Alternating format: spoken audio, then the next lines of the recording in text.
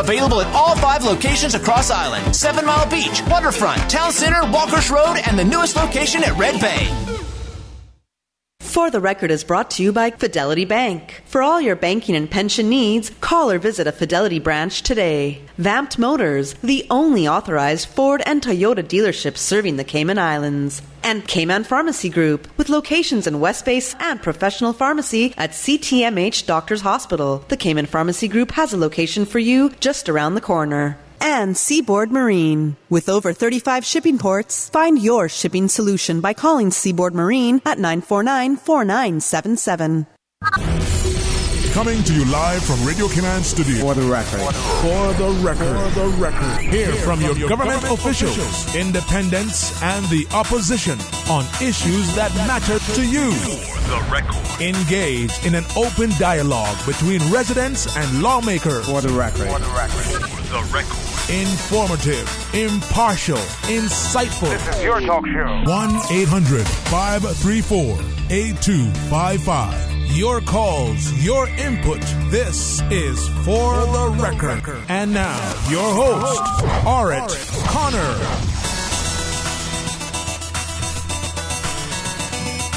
Good morning, and welcome to For the Record. I trust that everyone had an enjoyable evening. I want to welcome those of you who follow For the Record and Radio Cayman on a regular basis. And I want to welcome those of you who may be listening to For the Record for the first time. I know there was one individual, I won't call a name, who has promised to listen in this morning on 89.9 to For the Record. So I want to welcome all of you. Of course, I want to thank you for allowing Radio Cayman and, by extension, For the Record into your homes, into your vehicles as you traverse the busy roads of the Cayman Islands, into your places of work, whether it be an office cubicle or if you're working in the outdoors. For the Record is a show produced by the staff and management of Radio Cayman, and it is geared towards keeping you abreast of issues as they play out on the local, regional, and international scene. I am your host, ORRETT Connor, and you're welcome to join me every Monday, Wednesday, and Friday from 7:30 a.m. until 9:30 a.m. Our phone lines are always open. There's always someone there waiting to take your calls. When it's not the beautiful radio voice of Miss Susan Watson, it's the voice of Silver Fox, Paul Akai, or the voice of Joel. This morning, it is the voice of DJ Lynn. You can call us on our toll-free number provided courtesy of Flo. That toll-free number is 1-800-534-8255. You can also call us on 949-8255.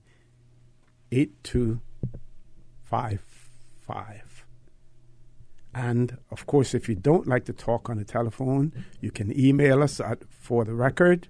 That is one word, For the Record, at CANDW.KY. We also have a WhatsApp number. That WhatsApp number is 925-3261, where we encourage you to send us a text message or leave us a voice note, the contents of which will be played during the course of the show. And, of course, you can follow us on YouTube simply by subscribing to Radio Cayman live stream.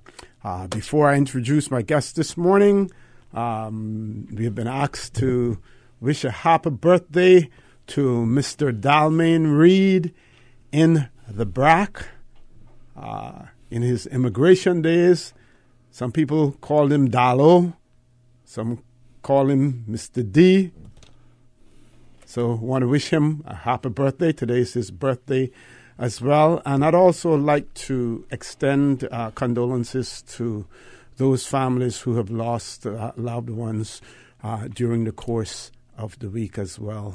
Our sincere, deepest condolences go out to you also. Today, being Friday, it is the day that the official opposition joins us in the studio. And it is my pleasure to have in the studio with me this morning none other than MLA Mr. ARDEN McLEAN. And as you know, he represents the District of East End in our Legislative Assembly. We've Should have lots of things to talk about this morning. Of course, the topical issue is the cruise berthing facility. We can talk about the fact that it has now been announced that former Governor Chowdhury will not be returning to the Cayman Islands. A lot of engagement about the cruise berthing facilities.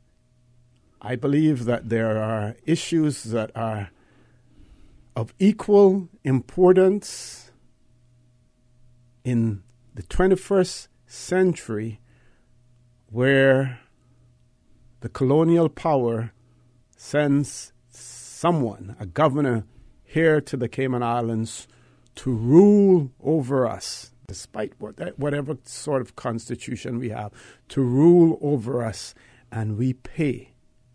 We pay them to allow someone to come with the whip hand and rule over us. But yet, we're prepared to stand up and talk about cruise berthing facilities. Yes, the environment is important. Yes, leaving financial burdens on future generations is important.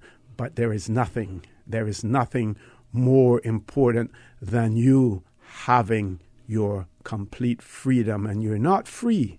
You're not free when you have a governor being imposed upon you by the colonial powers. And to top that all off, to add insult to injury, you have to pay his salary. You pay them to allow that whip hand to be held over you as well. Let's start talking about that. Mr. McLean, good morning. Welcome good morning. To For the Record. Good morning, Nosy. It's been a while. Yes, it has. I think maybe I was supposed to come to Desert one day. Yeah, and couldn't make it. Good morning to you and morning to all the listening public. I too would like to express some condolences, particularly to Mr. Vernon's family. We all know him as Mr. Vernon, but his real name is Verney, who just recently passed away last week. As a matter of fact, he was 95. And to Miss Hebe, you know Miss Hebe, she was 100. She would be 101 on the 26th, Wednesday. To all of their families. And, you know, Mr. Vernon's daughter, Sharon, has been at Delhi 40 years nearly, I believe, something like that. Yeah. Sharon Smith, yeah. Sharon Smith, yeah. And so I just want to express my condolences to them. O.C., you're right. There is a discussion that needs to be held, needs to be had about our freedom. Mm-hmm. You can't be free when you're controlled. And we all speak about our individual rights, but what about the rights of the state to be free? What about the minds of a people to be free, collectively, and dictate their own destiny? And you cannot do that if the colonial system prevails. It is also important to look at places like Puerto Rico and Hawaii. Mm-hmm.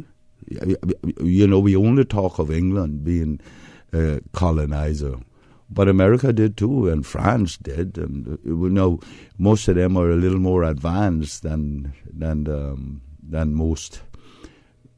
English ones, with a little more freedoms, a little more scope to make decisions for themselves. But nevertheless, they are still controlled. Look at Puerto Rico, still reeling from that storm a year ago, and the colonial power, United States of America, as much as it claims to have, has not respected nor gone in there and helped those people in the manner that everyone is saying they should have. Yeah, being treated as second-class citizens. Right. And like us, they can't vote federally, I believe, which is vote for senators in the states or for the president in that regard or I think. But I could be corrected on that. But like us, we can't vote for the Prime Minister of England either. So we need to have some discussion surrounding this because, we have never tested that OC. We have never tested it. We have all thought of Dr. Roy McTaggart and those people of that day who fought for us to remain where we were, i.e. under England. Mm-hmm. And times have changed. And if you're not willing allies of change, then, you're going to be stuck in the past. And I believe the time has come to have some discussion surrounding this. It's probably 2 generations since we did this and remain a colony of United Kingdom. I think the time has come for us to test it with the younger generation and let them decide because they are very capable. And there are people out there who are capable of being prime ministers in this country, who are Caymanians. First generation Caymanians too, not second, third, and fourth. And I believe the time has come. Bermuda has tested it a couple of times through referendum, is what I'm talking about. Yeah. But of course, there is education of the people on the matter. It has lost in both instances because it's a high bar to get over. Mm-hmm. But I believe we should do it at some stage. I really believe my generation should ensure that the wishes of the next generation, the next 2 generations right here now, or the next one, be given the opportunity to express themselves. And I strongly believe that. Yeah, I mean, look at the Brexit situation. The UK has some hard and fast rules that they are almost obligated to follow, but yet they're bucking some of those rules for a better deal in the Brexit situation, right? But yet we are complacent here. In this particular situation, you heard so many people say, we want Governor Chowdhury back, right? How many people are prepared to say to the government, listen, advise the UK that we are not prepared to continue to pay the governor's salary out of our general revenue. We are not prepared to do it. Just as a show of force, despite the fact that we know that the UK can simply order the governor to go ahead and withdraw those funds. But again, it is just a matter of taking a principled position on it. Sometimes we're not even prepared to take a principled position on a particular issue. And, I applaud the Premier for what he has said and what he has done now with the whole issue of beneficial ownership and the pressure that is being put on them and the fact that they're trying to embarrass the Cayman Islands by going public with this whole issue of claiming that we're not cooperating in the way that we should. That was a political move. That was deliberate in terms of them going public, with that. But at the same time, if they want us to go beyond the scope of what has been agreed and to do things differently, which sometimes may border on being some form of illegality, then that should be done. So a lot of times, that it is a losing position at the end of the day, but you take a principled position on it to show them that you realize, you recognize what is being done and that no one is pulling the wool over your eyes. Let's take a commercial break. Folks, For the Record, with MLA, Mr. ARDEN McLEAN, will be back shortly. The Cayman Islands boasts of a long, colorful, and rich history. In tribute to our roots, Radio Cayman, the voice of the Cayman Islands, is pleased to bring you the Historical Vignette Series, sponsored by Cayman National Bank. Visit Cayman National Bank today for all of your financial needs. The Cayman Islands, he hath founded it upon the seas. Following the departure of John Garrett Wood, Cayman's first trained schoolmaster in 1854, Caymanian's education system saw the arrival and departure of several headmasters prior to the arrival of James C. Panton and Frederick S. McTaggart. Both graduated from Montego Bay Academy. Mr. Panton began his teaching in Prospect before moving to Bodden Town, while Mr. McTaggart would remain in Georgetown until he became a full-time elder and lay preacher in 1888. Mr. McTaggart's Georgetown School catered predominantly to boys and was held in the Presbyterian Chapel. Although there was an absence of school supplies, like most of the island, Mr. McTaggart would later earn praises for being a strict but able teacher. Radio Cayman's historical facts vignettes are proudly brought to you by Cayman National, with branches on all 3 Cayman Islands. Visit Cayman National Bank today for all of your financial needs. I need a bank that is convenient for me. What do you mean? I need a bank that has easy-to-find locations and plenty ATMs when I need cash on the go.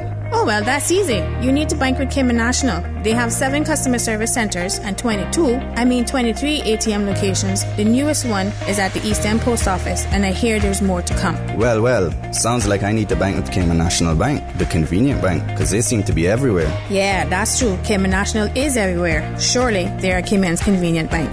Cayman National Bank. We're here for you. Okay, Ray, are we ready for another See What I'm Saying? Yes, sir. We come with the topic breadfruit this time. Breadfruit? How you spell that, Bobo? We don't spell that. We eat that. Okay. We'll talk about how the mutiny on the bounty is directly related to our breadfruits. Our breadfruit we have in the yard, breadfruit we have in our plate. So from Captain Bly to today? Till today. What's your favorite way to have the breadfruit? On a plate. Me too. With butter. Cooked. Served up hot. So join us this Friday for See What I'm Saying again. See What I'm Saying is a special feature of Talk Today with contributions from the National Museum, a language, history, and culture show on Radio Cayman 89.9 and 93.9 FM. We're coming back, they allowed us to come back. Yeah, if it's so good, you got to do it again. All right, this time it's breadfruit. Join us. You don't spell it? Read it. See What I'm Saying, brought to you by Cayman National Bank. This Friday, September 21st, See What I'm Saying. Are you feeling sick but don't feel ill enough to go to the doctor?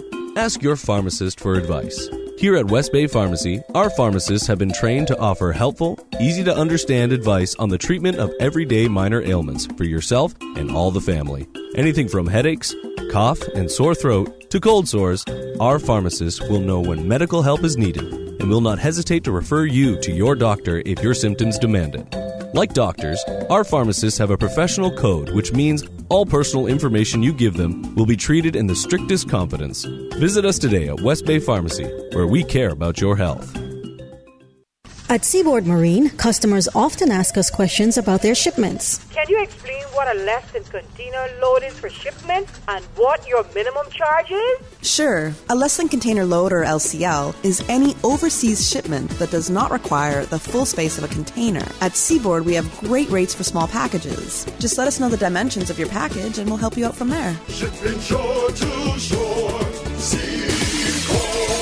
Sometimes things just don't go as planned. That's why you need Contractors All Risk Insurance from Fidelity Insurance Brokers. Ensure you're covered in the event of property damage and third-party injury or damage claims during your construction projects. And with Fidelity Insurance Brokers, you can be sure you are getting competitive pricing and superior customer service. Call us today for a free quote. Fidelity, we're good for you. Sale going on now, and you get your choice on the money you'll save on your new car or truck. My sale, my choice? Really? Yeah, and they have lots of cars on sale, some up to $7,000 off. Sounds pretty good. It gets even better. You can choose to take the full discount, or you can get some or all of it as cash back. Extra cash back would be great. Exactly. And you can even use the savings to extend your warranty or service plan so you'll drive worry-free for years longer. Another good idea. If you want to upgrade with something like a new roof rack or backup camera, you can choose that too. Wow, I get to choose? Yeah, that's why it's your sale, your choice. Going on now at Vamt Motors on Walkers Road, while stocks last. Attention Breeze Fusion fans and supporters, registration is now open for the 12th annual Grand Cayman Breeze Fusion 5K Walk Run. We're calling on you to help us in raising funds for the NCVO and for the John Gray High School Musical Department. Registration is only $15 for adults if registered by September 30th. The walk run will take place on Saturday, November 3rd at the Smiths Bacadeer in Grand Cayman. But you must be registered by September 30th to take advantage of the lower fees. Visit CaymanActive.com to register today or stop by Radio Cayman on Elgin Avenue. System 1 loaded. 1-800-534-8255. What is on your mind when it comes to the government, independence, and the opposition? Issues that matter to you. 1-800-534-8255. Waiting to hear from you. For the Record with your host, ORRETT Connor. Good morning and welcome back to For the Record. In the studio with me this morning, MLA, Mr. ARDEN McLEAN, representing the District of East End in our Legislative Assembly. Mr. McLEAN. Yeah, you spoke of the putting up some resistance to some of these things that we are obligated to do, or they feel like we are obligated to do. Mm-hmm. I applaud the Premier for saying that the Cayman Islands will not be bullied. And them trying to embarrass us, as you put it, about the lack of cooperation. Mm-hmm, mm-hmm. We gave them a commitment that it would be up to 24 hours. The notice would be they could send a notice and we would respond. But what they want is for us to respond through the police department, and that's not how the system is structured. It is structured through SEMA. And that's the reporting authority. Mm-hmm. Like we have had the agreement with America, their Mutual Legal Assistance Treaty, MLAT it's called, mm-hmm. The acronyms. And that has been the Chief Justice for 20-odd years, more than 20 years. And that has worked well.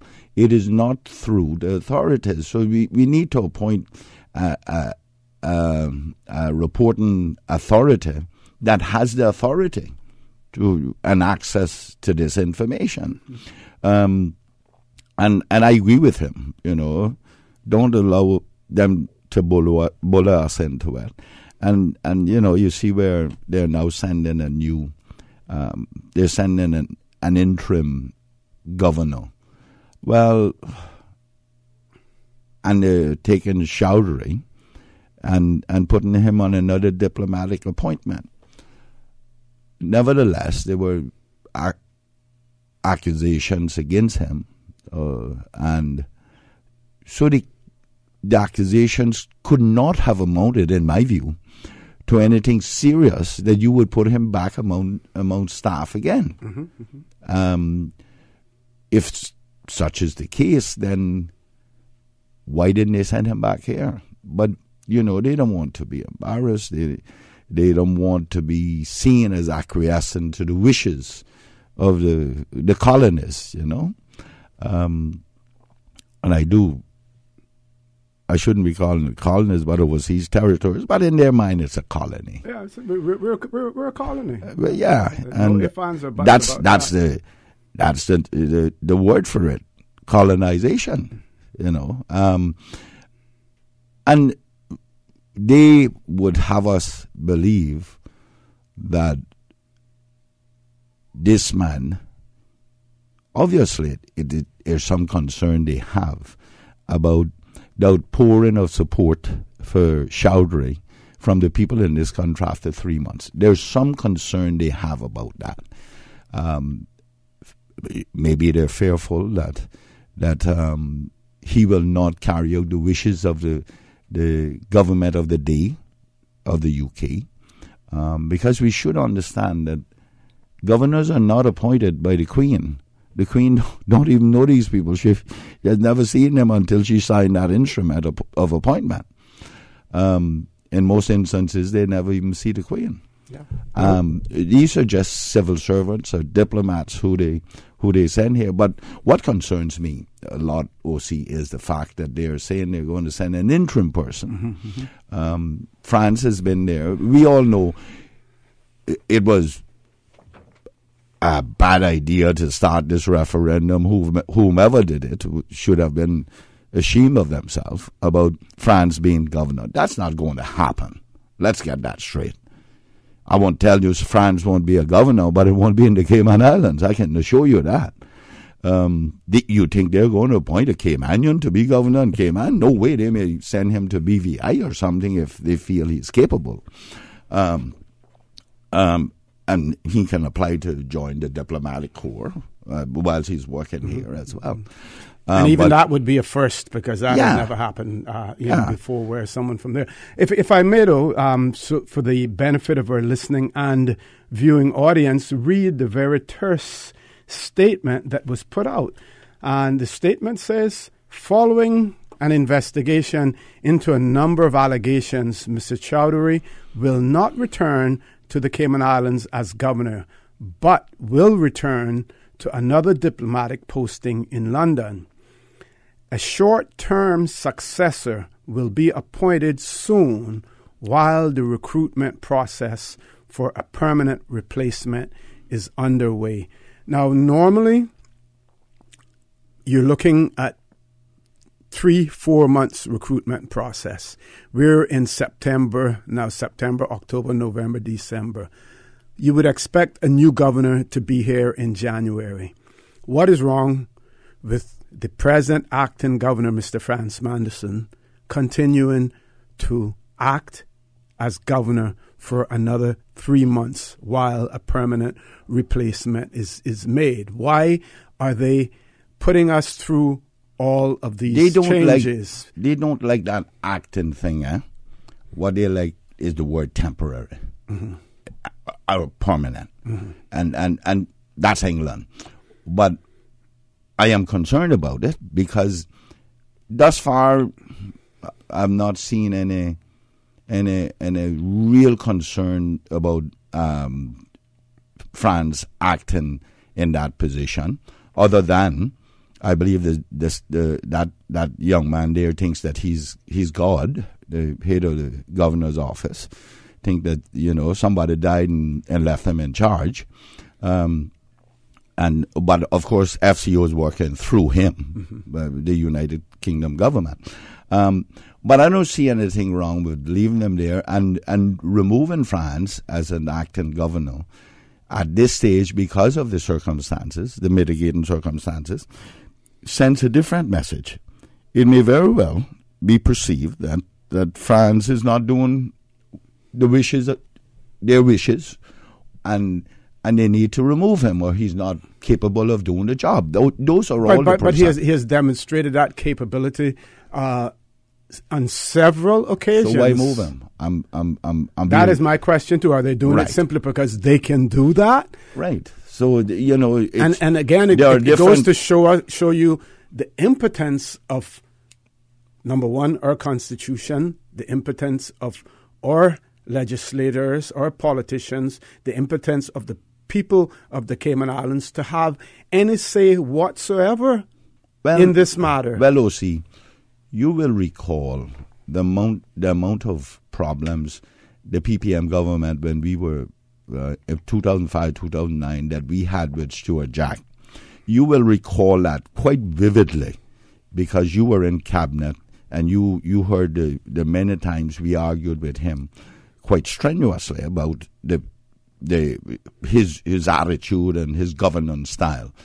And I said to them then, to my colleagues then, let us write to England and express our lack of confidence in this governor and let them recall him. We have that authority. If we're not going to work with you, if we cannot work with you, then we should write to England and recall them.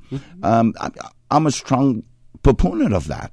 But yeah, I am a little concerned with them bringing another governor. I hope another last one was here. We have to go to 8 o'clock news, but I just want to note also that this statement that was released through the governor's office, not the FCO, but through the governor's office here. And it says here that the FCO will not be making any comments in relation to this, making any further that comments kind of as well. dictatorial statement. We have to go to 8 o'clock news, folks. Please stay tuned for the record. We'll be back immediately after the 8 o'clock news. All right, thank you, Mr. OC. Time is now 8 a.m., brought to you by Price Right. Price Right is Grand Cayman's warehouse shopping superstore, making your dollar go further with huge savings and no membership fees. Get more of the things you use every day at the right price. But it's not just grocery and health and beauty. Price Right has a full range of products from office to automotive, patio furnishings to kitchen appliances, and even electronics. And since warehouse prices mean savings for you, everything is priced right at Price Right, Grand Cayman's warehouse shopping superstore. The voice of the Cayman Islands. 89.9 FM in Grand Cayman and 93.9 FM in Cayman Brac and Little Cayman. Silver wings shining in the sunlight. Radio Cayman. Access to information. Your community. News and information. Radio Cayman is your choice, your voice for today's biggest news. Radio Cayman.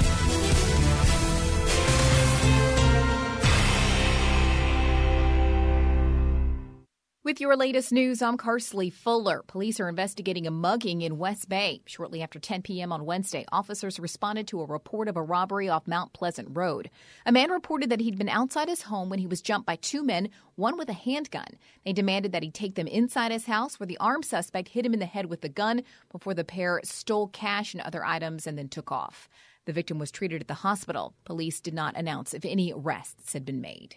The Cayman Islands Monetary Authority, in partnership with the International Organization of Securities Commission Secretariat, joined forces to host the IOSCO Growth and Emerging Markets Committee annual conference this week.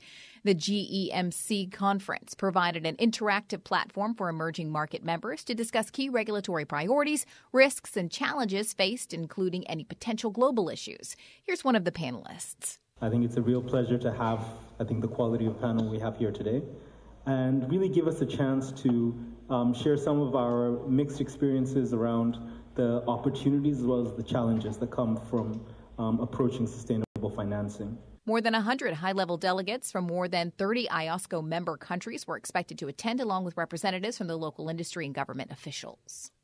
An essential training program gets underway next month, designed for adults. The Cayman Islands Public Library Service is putting on computer basics.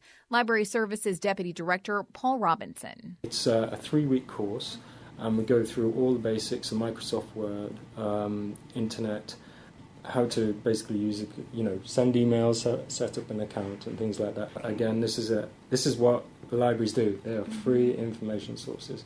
And we're very proud of that. The first session is on October 3rd at the Vernon A. Jackson Memorial Library in Boddentown, starting at 5:30 p.m. All you have to do is complete and submit a registration form. Space is limited. All participants that complete the course will get a certificate. For more information, call 949-5159. That's 949-5159. With Older Persons Month just around the corner, CIG-TV has caught up with Social Work Supervisor Cassandra Farron about the new Older Persons Month Ambassador Program. This year we have selected several ambassadors for the month, and the reason behind that is we actually wanted to develop a recognition campaign for older persons. We know that there are older persons within the districts who are providing volunteer services on their own and with some organizations as well. And we wanted to be able to develop a community service award. So previously, our ambassadors, we just had 2 for the month of October, and they were part of our branding for the month. This year, we've used it as a recognition campaign, and we have 6 older persons who are very deserving of these awards. Northsider Alex Johnson is the first ambassador. My passion is older people, and I work with them I do the Meals on Wheels. I carry the Meals on Wheels around. But I also love taking them out and showing them around. Like some older people don't get out of their homes. I love picking them up, taking them for a drive down the ocean. I just took one down on a picnic site. She hadn't been there in years. And now with a check of international news, here's the BBC who will take us out of the newscast. I'm Kersley Fuller from Radio Cayman's newsroom. BBC News, I'm John Shea. China and Russia have warned the United States that it's making a mistake by imposing sanctions on the Chinese military for buying arms from Moscow. The Kremlin accused the US of trying to squeeze Russia out of the global arms market and described the sanctions as hostile and unpredictable. Russia's sale of arms to China breaches a law that punishes Moscow for interfering in the last US presidential election. Rescue teams are continuing to search the waters of Lake Victoria in Tanzania after a ferry capsized on Thursday. Officials say more than 100 people have died and about 30 were rescued, but there are reports that at least 200 passengers were on board. An economic stimulus plan designed to lift South Africa out of its first recession in a decade has been announced by President Cyril Ramaphosa. He said it would include a $30 billion infrastructure program, which he described as a mega fund to boost the economy and create jobs. BBC News. Access to information. What's happening in your community? News and information, music and more. You can find us. www.radiocayman.gov.ky. Like us on Facebook and follow us on Twitter. Radio Cayman is your choice, your voice for today's biggest news. Radio Cayman.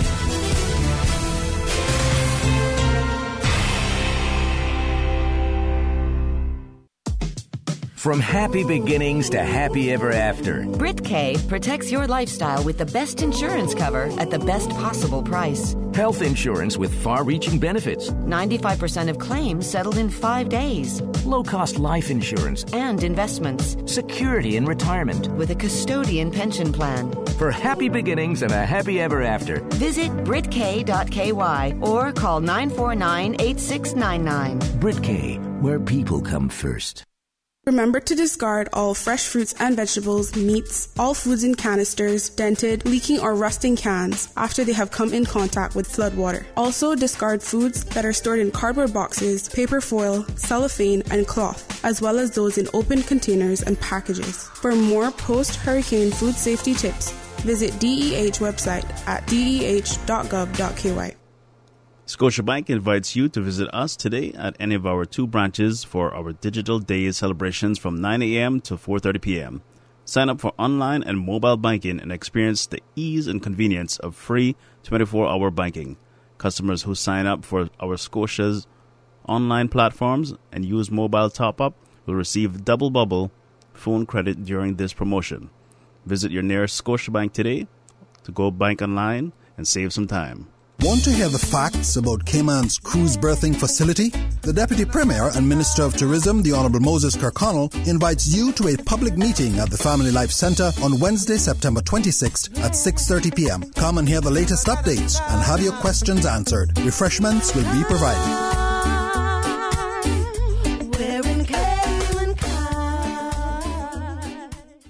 In financial news, global stocks rose today after Wall Street hit a new high and a survey showed Japanese manufacturing accelerating. Keeping score in early trading, London's FTSE 100 index rose 0.9% to 7,433, and Germany's DAX gained 0.7% to 12,415. France's CAC 40 advanced 0.7% to 5,492.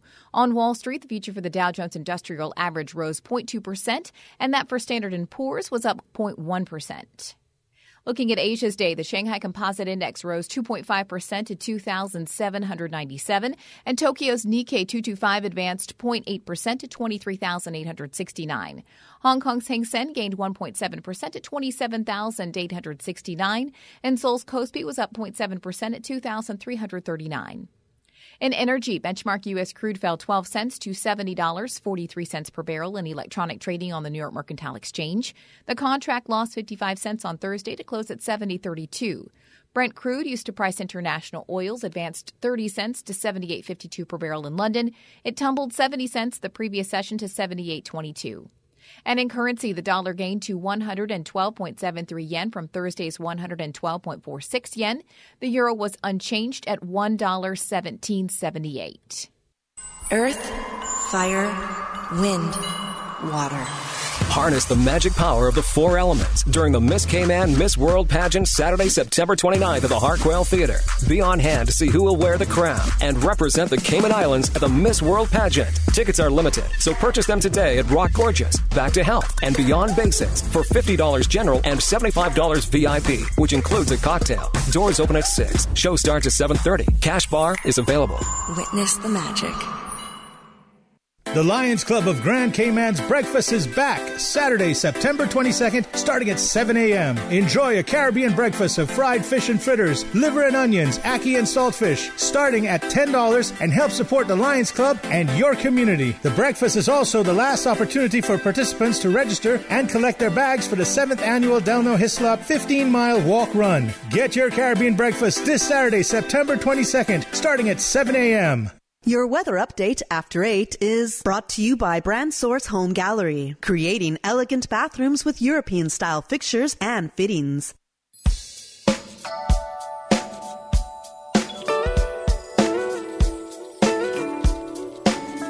Good morning with a look at your latest forecast, brought to you by the Cayman Islands National Weather Services. Current temperatures are 86 degrees.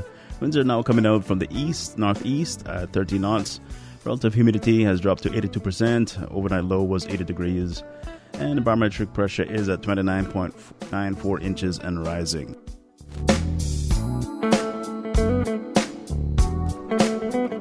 Synopsis for today indicates isolated showers are expected over the Cayman area for the next 24 hours in association with a trough over the Western Caribbean. Radar images show a few isolated showers in and around the Cayman area moving towards the west. Forecast for today, partly cloudy skies, 30% chances of showers. Temperatures will rise to the low 90s. Winds will be east to northeast, 10 to 15 knots. Seas will be moderate with wave heights of 3 to 5 feet. Taking a look at tonight, expect partly cloudy skies with 30% chances of late night showers and possible thunder. Temperatures will fall to the upper 70s. Winds will be east to northeast at 10 to 15 knots. The seas will be moderate with wave heights of 3 to 5 feet. Currently, we are on the high tide. Low tide takes place today at 1:38 p.m. and high tide again at 8 p.m. tonight. Sunset is at 6:21 p.m. Sunrise bright and early tomorrow, 6:15 a.m. Outlook through Saturday morning is for increased chance of showers as the tropical wave moves into the Cayman area. This has been your official public weather forecast prepared by the Cayman Islands National Weather Service and brought to you by Brand Source. Your weather update after 8 is brought to you by Brand Source Home Gallery, creating elegant bathrooms with European-style fixtures and fittings. Honey, our fridge has stopped working again. Everything in the freezer is melting. We need to get this repaired right away. I'm calling Brand Source Service. When you need the very best appliance service, call Brand Source Service at 623-5000. Offering service and installation of all brands and models of appliances. Brand Source Service is Cayman's source for appliance parts and repairs with qualified and experienced technicians and the island's largest stock of appliance parts. Brand Source Service will have your repair completed in a flash. So, whatever the problem is, call the experts at 623-5000. Brand Source Service, Dorsey Drive, Industrial Park. Telephone 623-5000. And good morning to our drivers out on the road. If you're coming in from the east, expect some delays as things slow down right by the Lantern Point area on Shamrock Road. Also in the Prospect area as well. A little further up, traffic isn't too bad as you come across the Kings Roundabout, head on towards Linford Pearson Highway and the Old Crew Road section. A little further up the road, take a look at our cameras, Bobby Thompson Way and the airport. A little bit of a stop and go in those areas. If you're in town by Edward Street and Shedden Road, traffic is smooth clearing. And take a look at the CNB Roundabout. We have a moderate flow of traffic in all directions. Also taking a look at the Butterfield roundabouts. Coming out of Industrial Park area as you're heading towards Godfrey Nixon Way. We have a moderate flow of traffic as well. Not too bad coming in out from the west. Traffic is all clear by the Ritz-Carlton. This has been your latest traffic update. Please buckle up and drive safe, Cayman. At Kirk's Home Center, we can make your life much better. We got it all together. We got a great deal in store for you. This September at Kirk Home Center, save on Pratt & Lambert's Pro Hide Gold interior flat latex paint. 5 gallons for $99.99. And touch-up details with a 3-pack Pro Max paintbrush set for $10.99. Enjoy homemade dinners on a 30-piece white porcelain dinnerware set from Gibson for $31.09. Organize, store away, and declutter with storage totes starting at $12.79. Kirk's Home Center, we got a great deal in store for you. It was great catching up with you. I've got to go pick up my prescription at Healthcare Pharmacy in Grand Harbor. But you live in West Bay. Do you know you can go to Healthcare Pharmacy in Governor Square, their second location? Really? Yes, and if you go to healthcarepharmacy.ky, you can refill and transfer your prescriptions online and collect at either location. That's so convenient. Thanks. I'm off to Healthcare Pharmacy in Governor Square. Healthcare Pharmacy Grand Harbor, Healthcare Pharmacy Governor Square, and always healthcarepharmacy.ky. In local sports, with the girls successfully kicking off the new primary school football competition last Saturday, the boys will now take center field. On Saturday, the 2018 CUC Primary Football League opening rally takes place at 9 a.m. at the traditional home of local football, the T.E. McField Annex Sports Field in Georgetown. The opening rally is always highly entertaining and very competitive, with 11 schools scheduled to participate this year. St. Ignatius Catholic School emerged as opening rally title winners last year following an entertaining 2-1 final victory over Red Bay Primary. Who will take the 2018 title? Well, you're invited to come and find out at the PFL rally tomorrow at the Annex Field at 9 a.m. In international sport, Naomi Osaka raced her game when she needed to, and it landed her a spot in the semifinals of the Pan-Pacific Open. The U.S. Open champion, who upset Serena Williams in the final in New York at the beginning of the month, won her 9th straight match Friday. And fullback Stuart Hogg is set to miss Scotland's 4 November rugby tests following ankle surgery, which will sideline him for up to 3 months. Hogg hurt the ankle on September 7th while playing for Glasgow Warriors, but still went with the team to South Africa for Pro 14 games. While there, Hogg discovered the injury was worse than first thought and returned home. The British Lions back had surgery on Thursday. Okay, Ray, are we ready for another See What I Say? Yes, sir. We come with the topic breadfruit this time. Breadfruit? How you spell that, Bobo? We don't spell that. We eat that. Okay. We'll talk about how the mutiny on the bounty is directly related to our breadfruits. Our breadfruit we have in the yard, breadfruit we have in our plate. So from Captain Blind to today? Till today. What's your favorite way to have the breadfruit? On the plate. Me too. With butter. Cooked. Served up hot. So join us this Friday for See What I'm Saying again. See What I'm Saying is a special feature of Talk Today with contributions from the National Museum, a language, history, and culture show on Radio Cayman 89.9 and 93.9 FM. We're coming back, you know, they allowed us to come back. Yeah, if it's so good, you got to do it again. All right, this time it's breadfruit. Join us. You don't spell it? Read it. See What I'm Saying, brought to you by Cayman National Bank. This Friday, September 21st. See What I'm Saying. Initiating system. For information that matters. For the record, with ORRETT Connor. Continues right now on Radio Cayman. Good morning and welcome back to For the Record. In the studio with me this morning, MLA Mr. ARDEN McLEAN. We've been talking about several things. We want to switch gears now, talk about proceedings in the Legislative Assembly, and of course we will touch on the cruise berthing facilities as well. So, Mr. McLean, you can choose your poison. Well, it is poison. You know, it is poison. In my 18 years of service to this country, I've been through quite a few speakers, and I've never witnessed one like this. I have been to other parliaments, to the House of Commons as a guest, Jamaica, St. Kitts, Trinidad, Africa, all over the place. And I've never seen the speaker or heard of a speaker operating like how this one operates. I said here some time ago that this speaker has encroached on every institution he has been a part of in the last 30-odd years. And that's a fact. He's now challenging the sanctity of that institution called speakership. What he did there recently was uncalled for.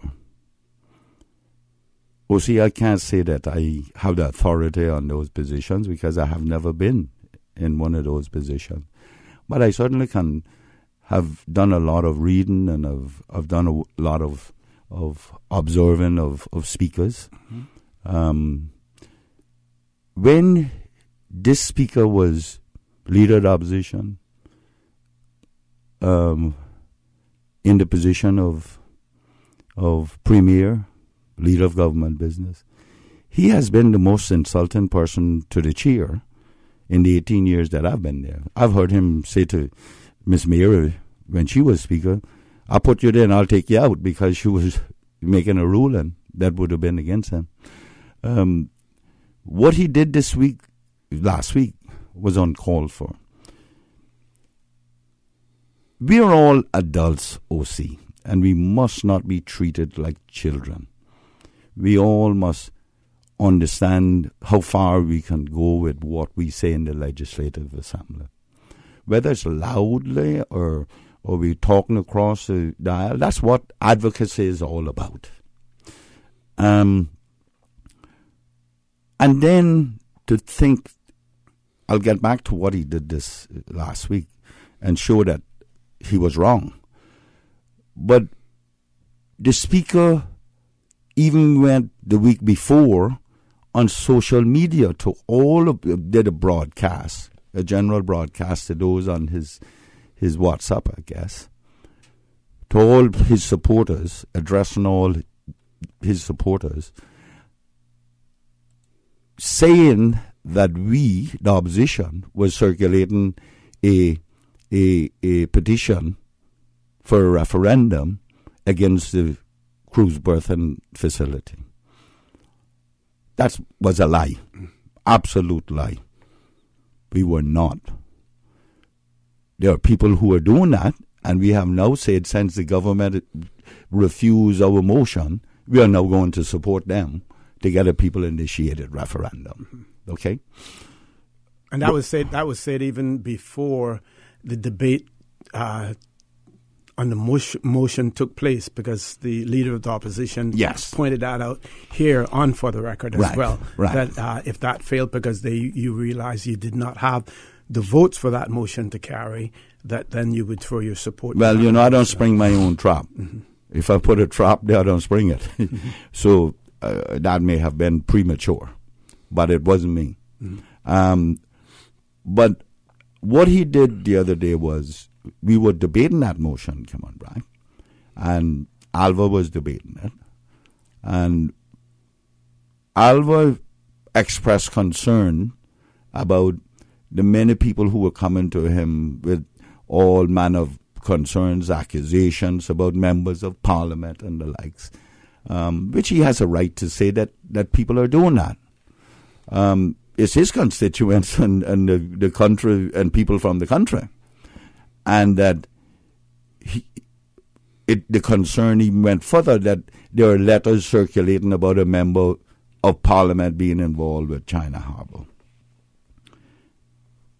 And the speaker stopped him and asked him and demanded that he apologize. And I told Alva not to apologize. Get the answers before you can apologize. See what he wants you to withdraw. Apologize for. So he did, and then when we came down here after the handsets were received, the speaker had then said that it had to be expunged from the record, which he can order. Mm-hmm. But then he reads it back, and after we come back down here, the same thing that he wanted him to apologize for. And what was the reason for reading it back into the record? When he was justifying asking him to apologize. Oh, so by repeating what was said, it ends up being read back in. Yes, and which was a little strange. And then he proceeds to read off a screenshot from Scott Henderson to Alva when Alva asked him if he was working for, if McKeever was working for China Harbor. Now, immediately Scott Henderson is encroaching on the law by sharing that confidential conversation, okay? So what I've said to Al, he should share the rest with the public in the interests of this of transparency and disclosure, full disclosure, then share the rest with the public and let them decide what Scott Henderson meant with some of that conversation. Let the people know. And then the speaker proceeds to ask him to apologize, not only to the House, but to the chair. You know, the old cliche, when you throw a stone in a pig pen, the one that squealed the hardest is the one that got hit. That's what that represented there that day.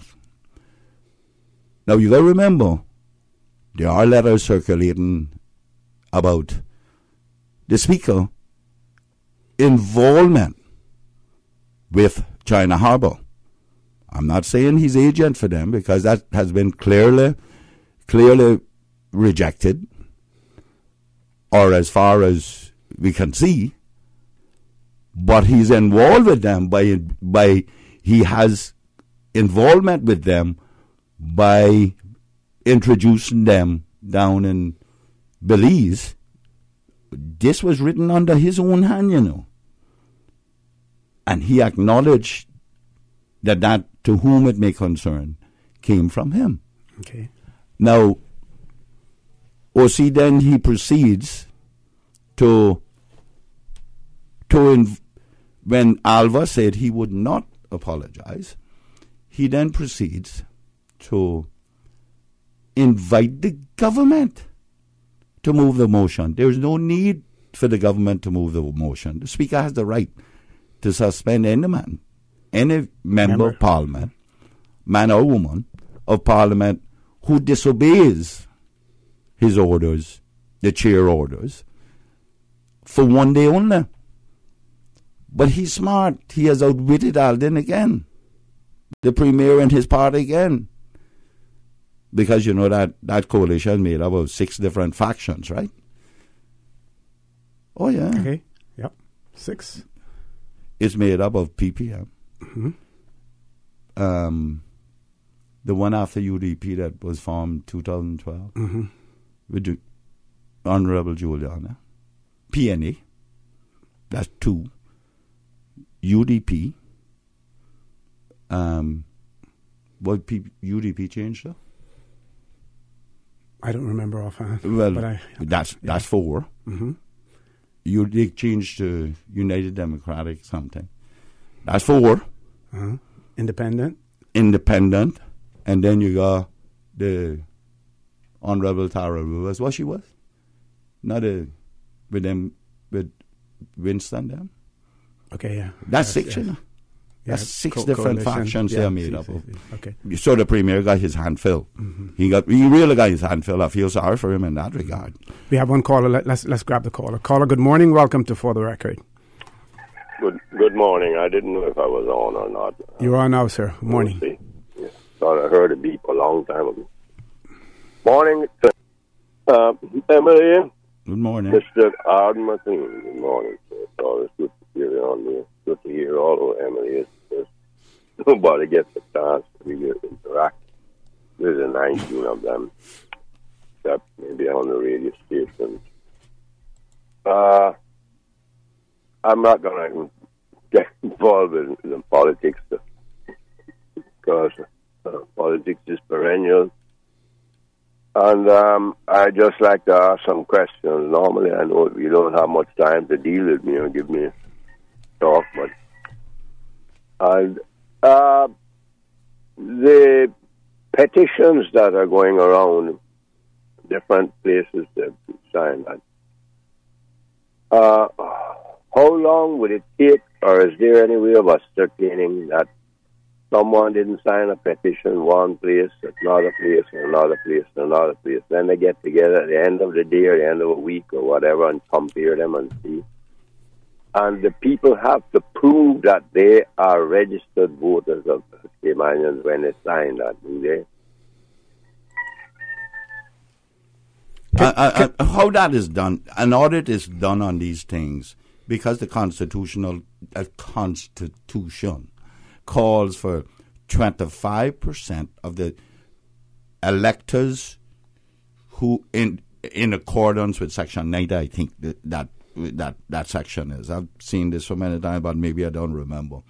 So what happens is, I don't know if the people know, but when we go into an election, a list of electors is authenticated by the judges. And that list is kept in safekeeping. All others are copies of it. And you can appreciate why that is. That is, if there's a challenge, you go back to the courts and pull out that one out of the archives that's kept in safekeeping with the courts and compare who is on the one that the challenge is being made on with that. So, in this case, this same thing would be done. If it says someone signs it in every elector, every registered elector has a number on that list of electors that is currently in safekeeping with the courts. And it's updated on a regular basis, added on to and what have you, every 3 months, OC? Every 3 months, I think it is. Yeah, quarterly. Yeah, quarterly. Which I don't particularly like, but anyway, so be it. So every elector on that list has a number. And that petition is requiring you to produce your number. They will do an audit of that petition and compare it with that original list. So if you sign in East End and put your number as per the East End list, and then go Baden Town, you got to have a number for Baden Town, whichever constituency you went in. Which Baden Town West, Newland, Savannah, it doesn't matter. They're all individual, but it's the collective list. There are 19 constituencies, and each one has its own list with its own set of numbers, but collectively there needs to be 25% of the electors. Okay. Caller, you still there? Yes, I'm still here trying to talk to you, but you've gone into field which I know about. Please, give us a chance when we call.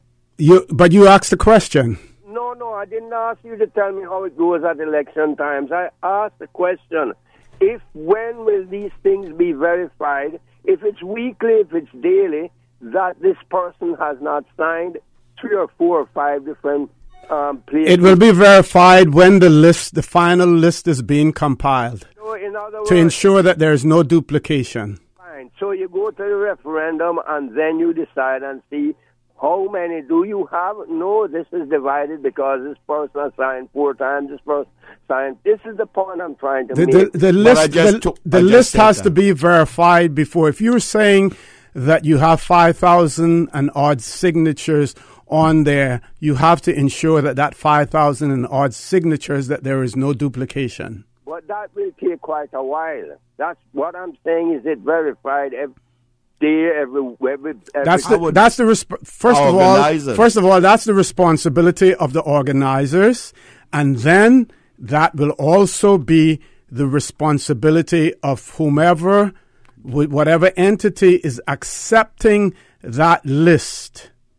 Well, on the government's behalf to ensure the same thing. the cabinet probably would give the election office Right. verification authority. Okay. Does that clarify that, caller? I was asking another question. Go right ahead, sir. Yeah, because you were talking earlier on. I'm still not getting the answer I wanted, but it doesn't matter anyhow.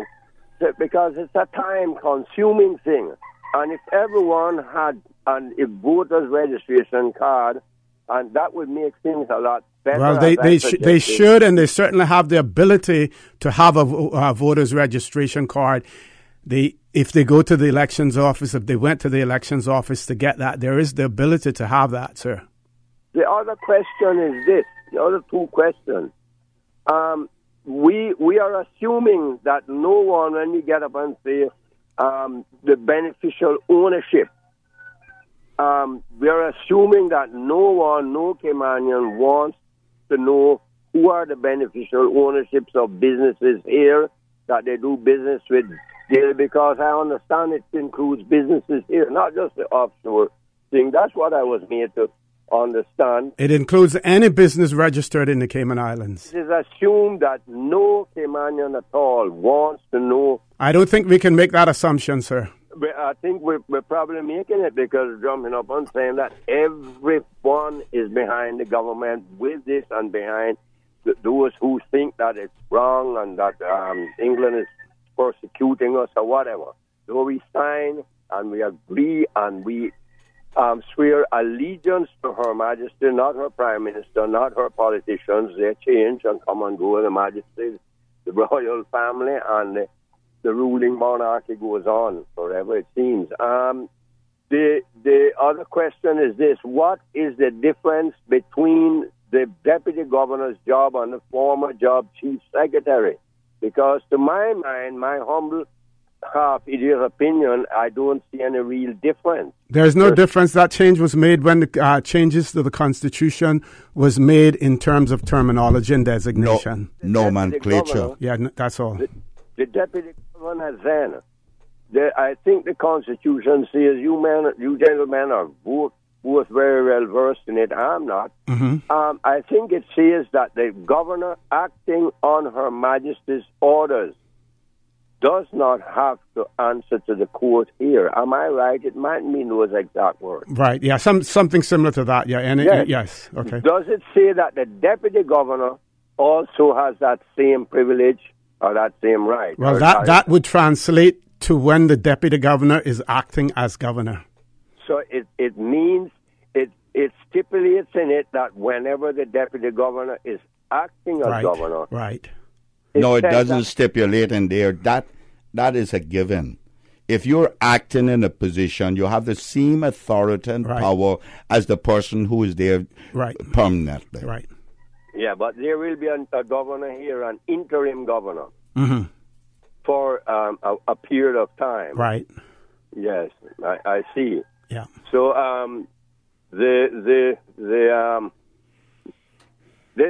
I just wondered why I asked the question about the petition. I don't know if anyone sees the importance of it, but it can take quite a bit of time to prove those people are registered. Caller, that is the responsibility. That is the responsibility of those persons who are preparing the petition. Because if they give the government more reason to delay or to not have a referendum by them not getting their act together, then they will have no one to blame but themselves. Caller, we're going to ask you to leave us there because we're 7 minutes over the time that we should have taken for a commercial break. Thank you very much, and we also invite you to call back if you have any other questions. Folks, please stay tuned for the record. We'll be back shortly. At Seaboard Marine, customers often ask us questions about their shipments. Hi, I'm thinking of buying a car from the States.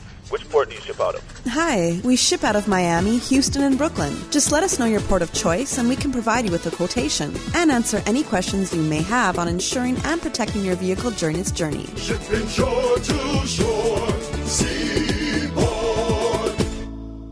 Not All insurance is created equal, but who has the time to shop around? Take the guesswork out of your insurance coverage with Fidelity Insurance Brokers. Let us match you with the best coverage to suit your needs at a price to suit your wallet. Plus, get superior customer service from dedicated claims professionals to ensure speedy claims processing. Get your insurance through Fidelity Insurance Brokers. Call us today at 949-7822 for a free quote. Fidelity, we're good for you.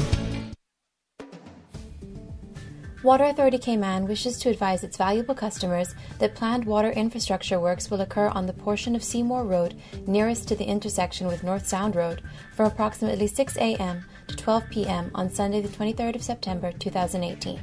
Traffic signs will be posted in the general vicinity, and all motorists are asked to drive with caution to ensure their own safety as well as that of the Water Authority staff. The Water Authority appreciates the patience and understanding of its valuable customers as it undertakes these roadworks and apologizes for any inconvenience this may cause.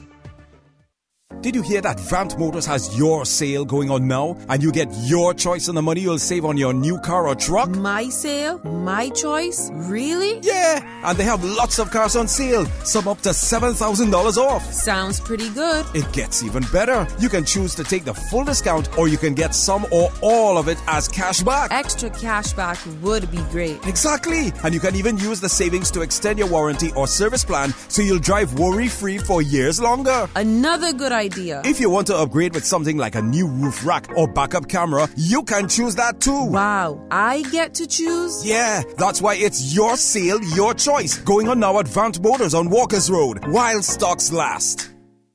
The Cayman Pharmacy Group provides you with more than just prescriptions. We strive to make your health our concern. We recognize the complexities of pharmaceuticals and the need to personalize your care. That is why we offer personalized one-on-one counseling. Our pharmacists are here to assist you with questions you may have about your health and the medications you've been prescribed. With West Bay Pharmacy and CTMH Doctors Hospital Pharmacy, the Cayman Pharmacy Group has a location for you just around the corner. We care about your health. Excuse me, I noticed you from afar. Really? Me? Well, not you. The KFC sandwich you're eating? Oh, Zinger. Sorry, I'm not trying to be funny. No, it's called the Zinger Sandwich. Crunchy, juicy, 100% chicken breast, crisp lettuce, sweet mayo on a seeded bun with a little zing. KFC's chicken is not factory-breaded, frozen and refried like the Burger Boys. Customize your KFC Zinger and dip it in barbecue sauce. Wow, now I'm starting to notice you too. KFC, it's finger-licking good. Initiating system. For information that matters. For the record, with ORRETT Connor. Continues right now on Radio Cayman. Good morning and welcome back to For the Record. In the studio with me, Emily, Mr. Arden McLean. Just want to add one more thing in relation to the signatures on the petition.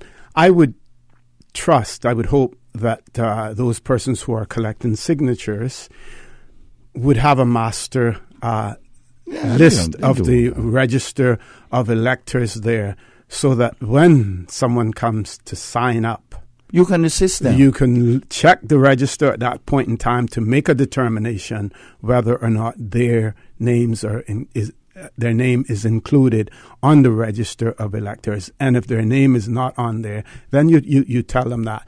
If you tell them that and that person then is able to produce an elector's registration card, a current one as well, then you might want to then liaise with the election office, the supervisor of elections, to determine, or the registering officer for that particular electoral district. Well, that list that is out at the courthouse, I got it on if one was issued. Yeah.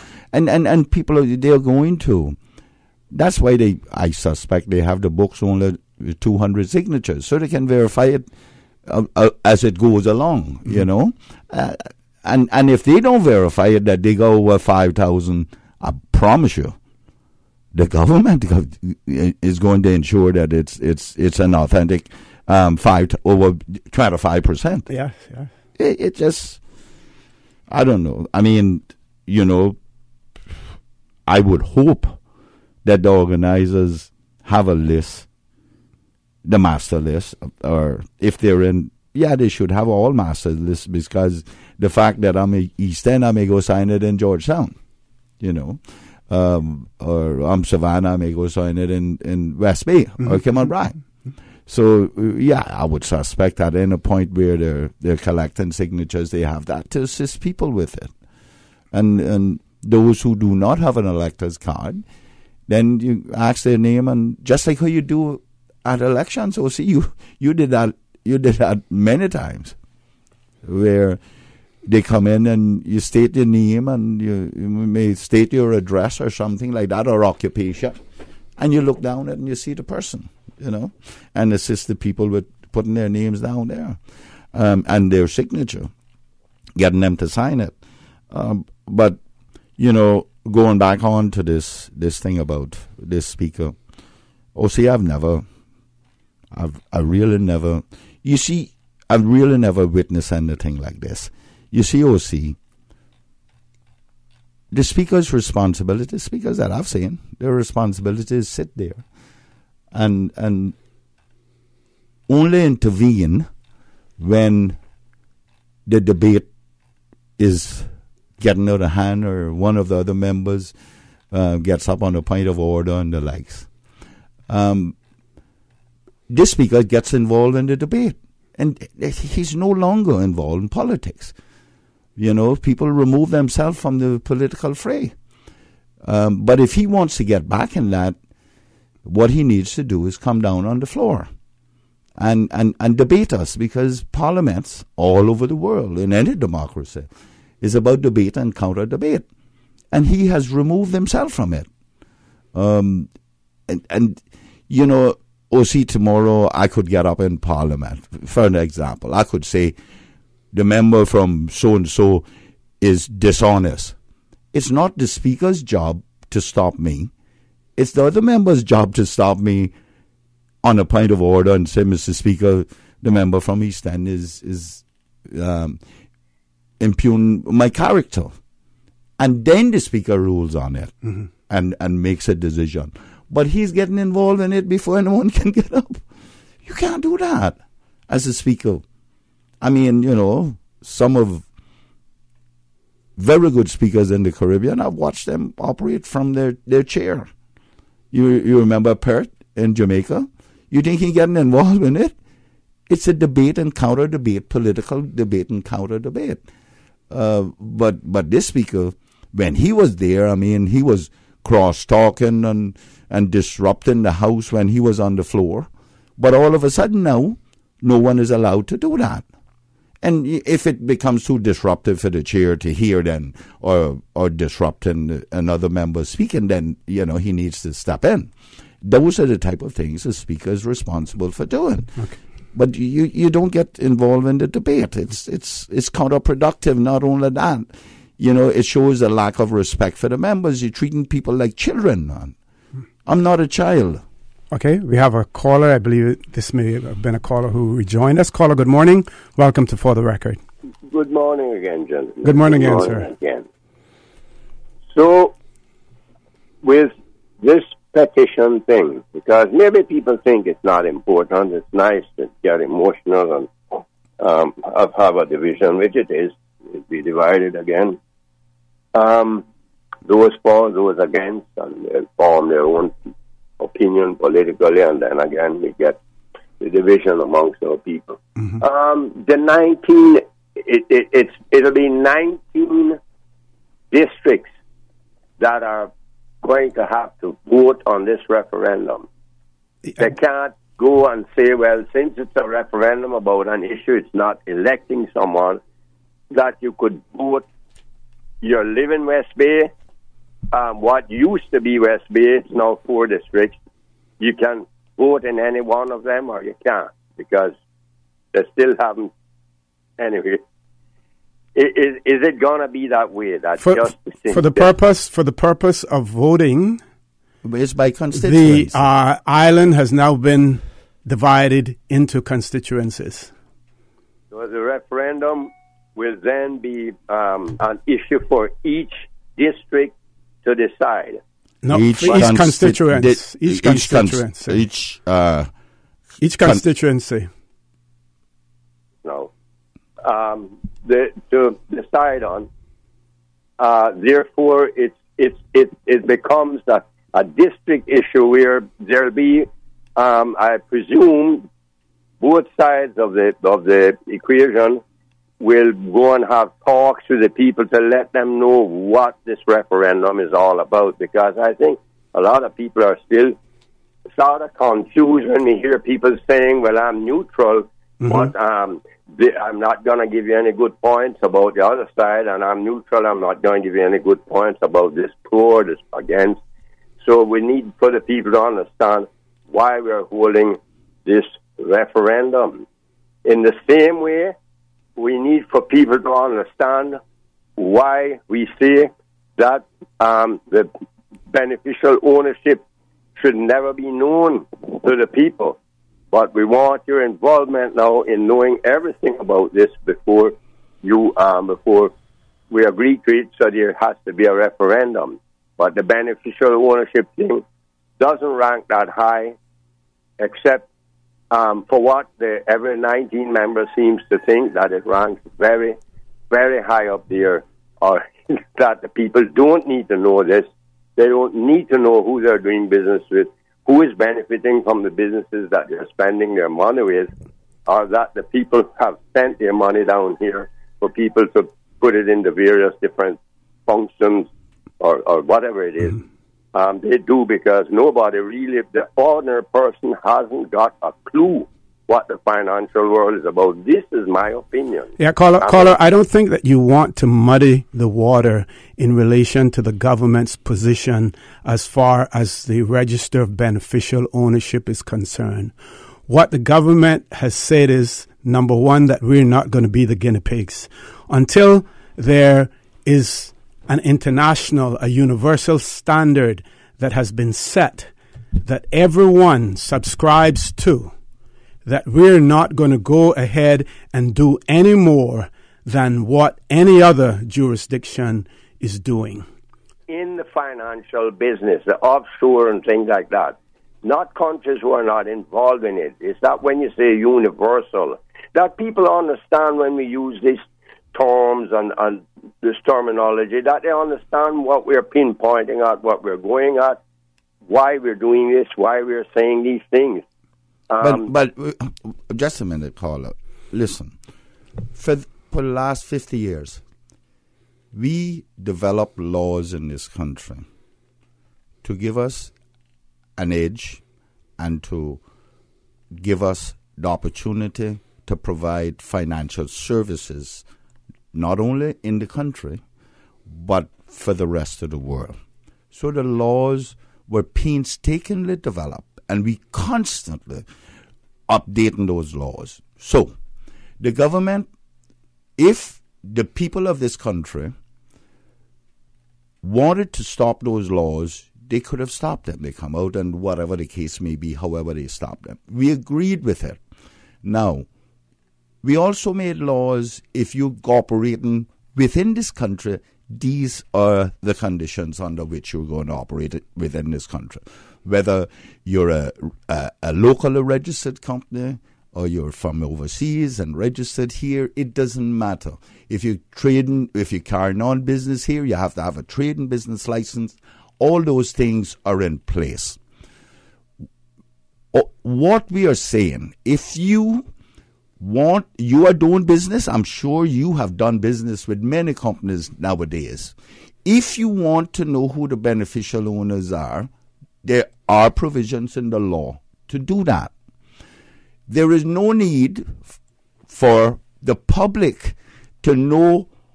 The public has no interest in who the beneficial owners are. We have to trust someone. Just for the sake of curiosity. Just for the sake of curiosity.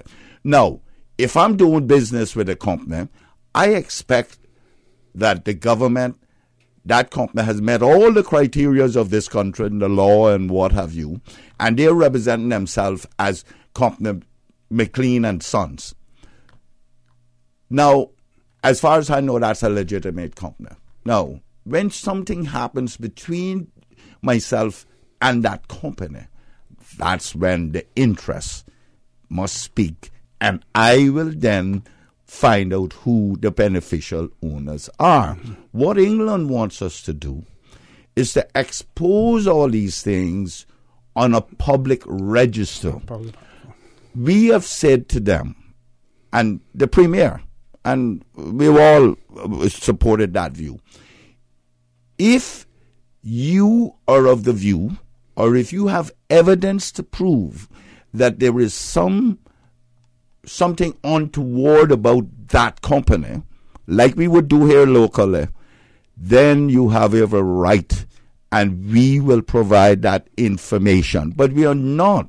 We are going to object to making all this public on a public register where you can just out of curiosity, or you can, on chasing elusive dreams, go there and look and say, she got his company. And the question of privacy comes into play as well. Caller, go ahead. Go ahead, caller. Yes. No, but in other words, it's a very strange, it's one you call it on a normally, but situation being, but because we are a financial center, we have this situation. What I'm saying is, if we were not, then we probably would not find ourselves in this situation where the colonial power is asking us, and I imagine that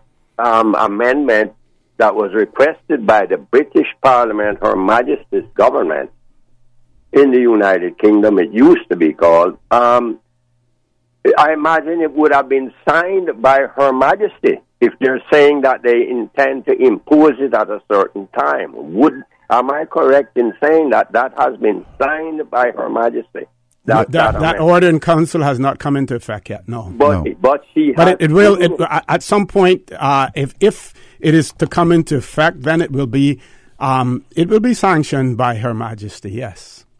Caller, go ahead very quickly because we have other callers on hold. That's all I'm asking. If Her Majesty has approved this amendment that you're saying, the amendment to the sanctions law has been approved. The law itself, the order in council that is likely to come about has not been approved yet. No, that it would, but she has approved this amendment. Approved it? What? What it, caller? She has to sign.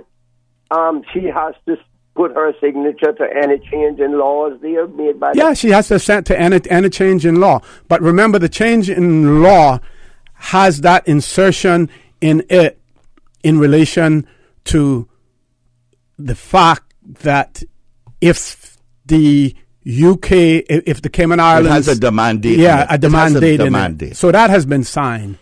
Now, the remedy in terms of that demand date is that the laws will be imposed on the Cayman Islands if we do not pass legislation ourselves here. In terms of that law being imposed, that order in council, that has not been done yet. Caller, please leave us there. Let's go to the next caller. Caller, good morning. Welcome to For the Record. Hi, good morning, gentlemen. Good morning, sir. How are you? Morning. I'm doing okay. Mr. Arden, Ormanya, how are you doing, Bo? Good. How you doing, my friend? Fine, thanks. Yeah, I'm listening to what you guys are talking about this morning. And while I can appreciate it, I am extremely concerned what's taking place in the island when we're talking about the dock. The dock? Dock. Oh, dock. D-O-C-K. I thought you were saying D-U-C-K. Yeah. All right. No. In my opinion, if something is not done, maybe it's too late. But one of the other members the other day talking about the horse is then out of the gate. Why I'm saying that, we're talking about what's happening in this island apart from the dock. It is absolutely no control of the island as far as development is concerned. Another 6 or 8 years, what we going to show people, whether we got this dock or not? Concrete, buildings, pavements, it will be absolutely nothing for them to see except shops, which they come from that country. If we're catering to tourism, that's my main point I'm making. We should preserve what we have in this island. This is the only place I know so far that you don't have, if you have a development plan, it's certainly not enforced. People are allowed to build as they see fit. The big saying is you can't tell somebody what to do with the land. This is the only place I know that you don't have a planning restriction to say you can only do this, you can only do that. You have to leave certain amount of vegetation in order to make the island look like an island. No, stop right there, sir. Let me correct that. Very, very quickly, because we have to go to our 9 o'clock break. We have a development plan. We have a planning law. We have a conservation law. All those things combined tells you what you can do with your land. Okay? Trust me, it is there. Now, you and I may disagree on how far, or other people may disagree on what that says, if that is good enough. And I will agree that the development plan should have been revised here 5 years since 1970 something. I'm going to put a hold there. Our caller, please hang in there. Stay on the line. We're going to take a quick break for headline news at 9 o'clock. Don't hang up. We're going to continue the conversation with you right after this. Please. Radio Cayman. Radio Cayman's newsroom. These are the biggest stories right now. Police are investigating after a man is attacked outside his West Bay home. The Royal Cayman Islands Police Service says shortly after 10 p.m. on Wednesday, 911 sent officers to a report of a robbery off Mount Pleasant Road. A man told police he'd been outside his house when he was approached by two men, one armed with a gun. They forced him inside his home, pistol whipped him, and stole cash and other items before fleeing the scene. UK Prime Minister Theresa May has said the EU must treat the UK with, quote, respect in Brexit negotiations. In a statement at Downing Street, she said for EU leaders to reject her plan with no alternative at this late stage of the negotiations was, quote, not acceptable. A defiant Mrs. May added, quote, I will not overturn the result of the referendum, nor will I break up my country. At least 100 people have died after a ferry carrying hundreds of people capsized on Lake Victoria in Tanzania. Many are missing, and it's feared more than 200 people in total may have drowned. Rescue efforts resumed today after being halted overnight. It's thought the overloaded vessel tipped over when crowds on board moved to one side as it docked. Those are your headlines. I'm Karsley Fuller. Radio Cayman, the voice of the Cayman Islands. What's happening in your community? News and information, music and more. You can find us. www.radiocayman.gov.ky. Like us on Facebook and follow us on Twitter. Radio Cayman is your choice, your voice for today's biggest news. Radio Cayman.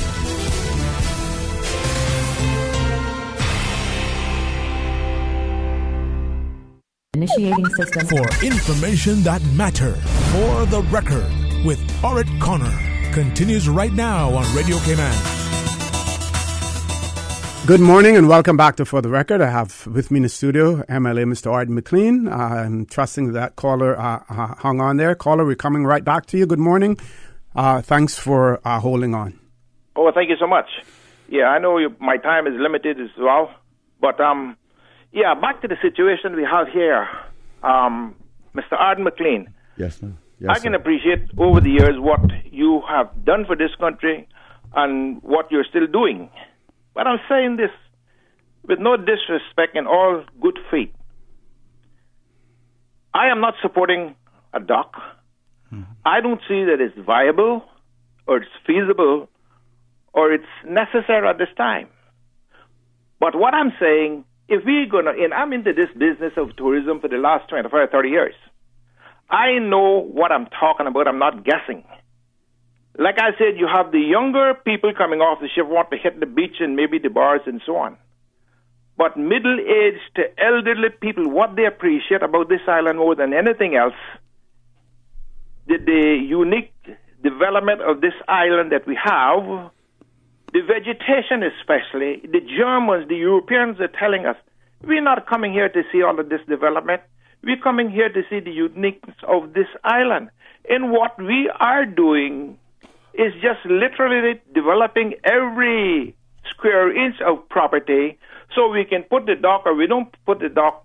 We are going to be out of the game altogether because I am saying we don't need a dock. All we need right now is somebody that says, look, if you're going to develop this property, like Fort Lauderdale or even the Coral Gables or other countries, you can only develop so much how we see it, not what you want to do because the land is yours. If you take up a tree, you're going to know that you can put back at least one or maybe two. And they should be indigenous, not imported. This is what I'm saying. Or saying, and the thing is, right, I don't know. But I wonder if it's not some concoction to really literally destroy this island, especially for the tourism product, because we're not depending on shops and buildings. We're depending on what we had before. That's what people come here to see. But coming back to Mr. McLean, I certainly appreciate your efforts to try to do what you can do, but I hope other people like you would take this island in deep consideration and decide, like yesterday, look, no. You have your property, you can go to anybody, like you did with the road before. That there was a big talk about the road that you was pushing through. I remember that.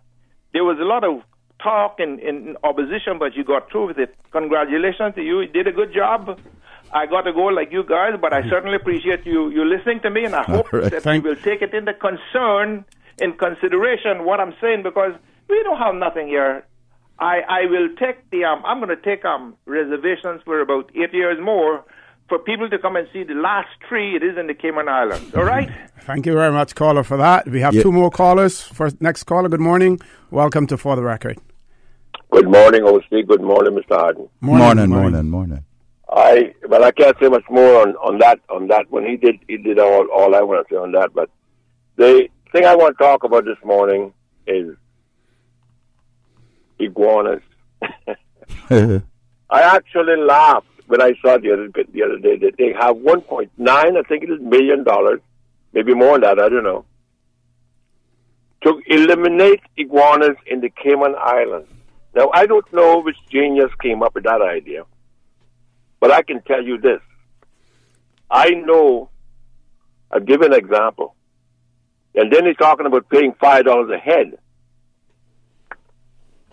Oh, Lord Jesus, help us in this island. I pray every day for this island. We got an iguana, the blue iguana. The average number of eggs they lay is 1 to 20. The green iguana lays about between 20 and 71.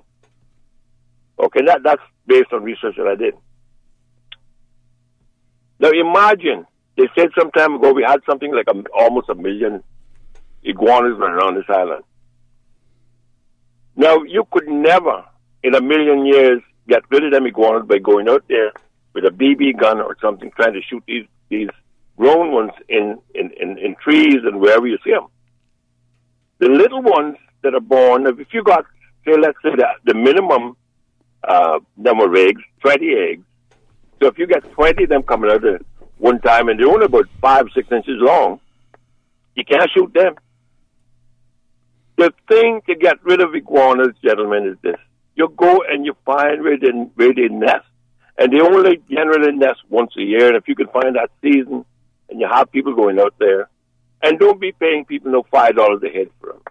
I say what we do, we get poor, unemployed Caymanians and work something out with landowners, and especially people that because I know that I've seen these nests in people's yard. So caller, what do you do with those that are producing and reproducing? What do you do with those? You still kill them. But I said, if you want to really get rid of the iguanas, you have to go and catch them in the bud, down in the nest, and you destroy the nest with the eggs in them. And you don't think there needs to be a multi-pronged approach to this whole issue? It is not a simplistic issue. Not many countries have had to deal with it the way that we have to deal with it now. So there is no textbook answer to the problem. But I believe the approach has to be multi-pronged.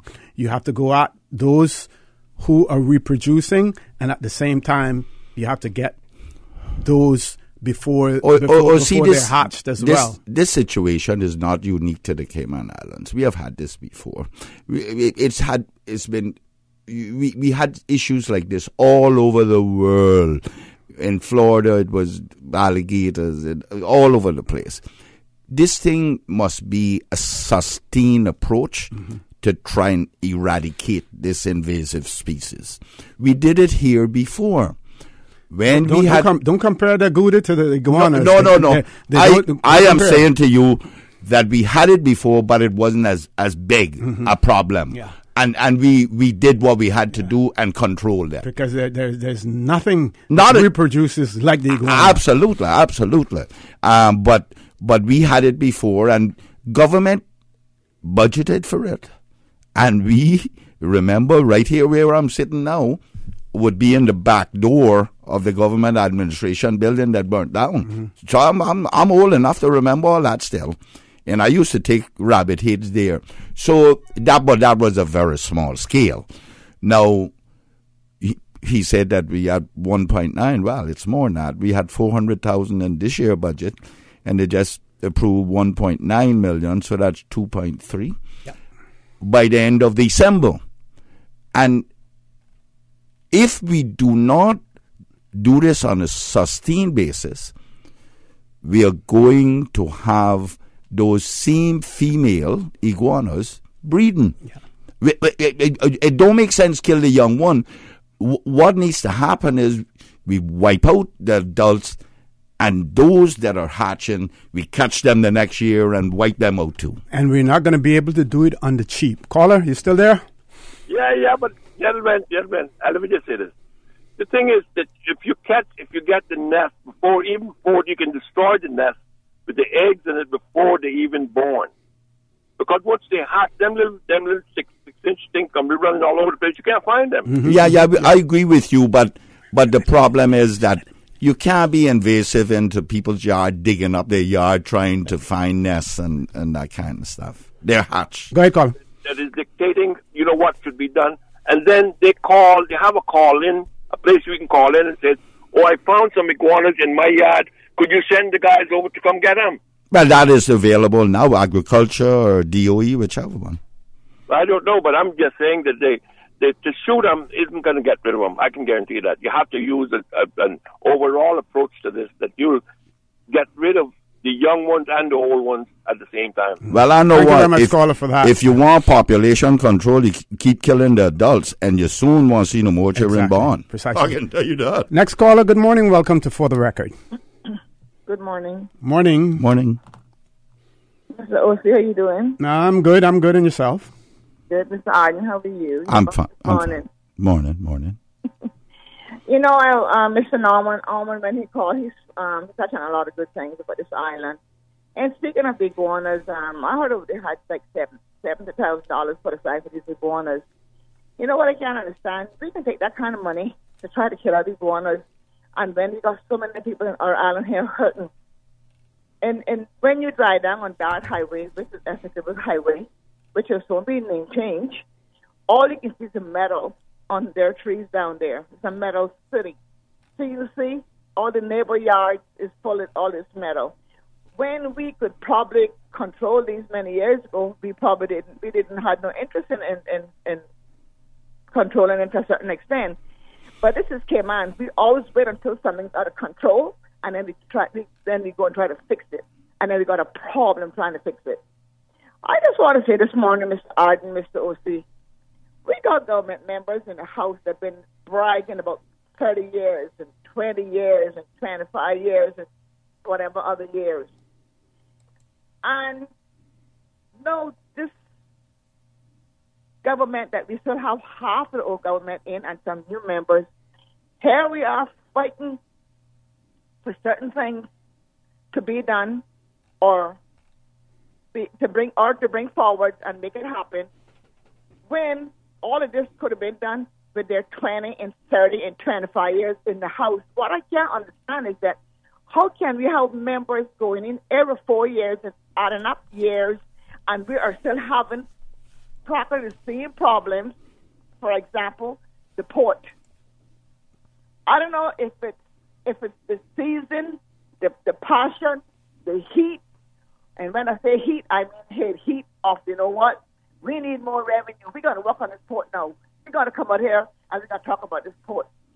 And all they're doing is scaring people as if there's not going to be a cruise ship coming to the Cayman Islands in the next, 5, 6, 8 years. I don't know.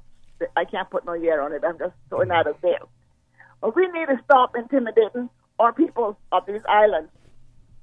If we so want to vote to say that, yes, we want to pay or we don't want to pay, we have the right to do that, because when it's voting time, they come knocking your doors down.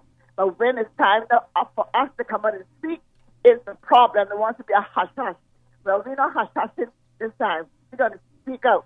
And I'm not throwing no stone at you, Arden, or anyone in particular in the House, but members are in there for too long, and every time the first 2 years come in the election, they're in there, they're throwing these things out that this is what needs to be done, and this what shouldn't be done, and yakety-yak, yakety-yak.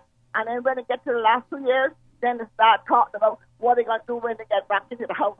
Well, I just hope, God gave us to say this morning, that we make a clean sweep next 2 years, because in this 20 and 30, 25 years in the House, it's a pile of garbage. And we got children of care suffering. We got people losing their homes. People need water, electricity. And I'm sick and tired of saying this on the radio, sound like a broken record, but I'm going to speak it how I see it, because my people of this Cayman Islands are hurting, and we have nowhere to go. They want to build up here. I just hope that they make sure that every living person on this island can swim. That's what they better do. They better make sure everybody can swim. Thank you very much, caller, for that. We're going to take a commercial break. When we return, the conversation there will is the continue. first candidate for 2021. She's running, I'm sure. At Seaboard Marine, customers often ask us questions about their shipments. Can you explain what a less than container load is for shipment and what your minimum charge is? Sure. A less than container load, or LCL, is any overseas shipment that does not require the full space of a container. At Seaboard, we have great rates for small packages. Just let us know the dimensions of your package and we'll help you out from there. Shipping shore to shore, Seaboard. Oh, my acid reflux is killing me. Why don't you get something from the grocery store? I need something better than any generic quick fix. You should go to West Bay Pharmacy and have a brief consultation with the pharmacist. I went in last week and within minutes I was back in the car and on the road. And you know what? No more acid reflux. How long did it take you? Minutes. Here, give them a call at 945-0777. West Bay Pharmacy is just around the corner with everything you need in the hours you need it. Visit us today for fast, efficient, and professional service. We are here as a team to assist you while taking care of your health. Call us today or visit our website at caymanpharmacy.com. Did you hear that Vamt Motors has your sale going on now? And you get your choice on the money you'll save on your new car or truck? My sale? My choice? Really? Yeah, and they have lots of cars on sale, some up to $7,000 off. Sounds pretty good. It gets even better. You can choose to take the full discount, or you can get some or all of it as cash back. Extra cash back would be great. Exactly. And you can even use the savings to extend your warranty or service plan so you'll drive worry-free for years longer. Another good idea. If you want to upgrade with something like a new roof rack or backup camera, you can choose that too. Wow, I get to choose? Yeah, that's why it's your sale, your choice. Going on now at Vamt Motors on Walkers Road, while stocks last.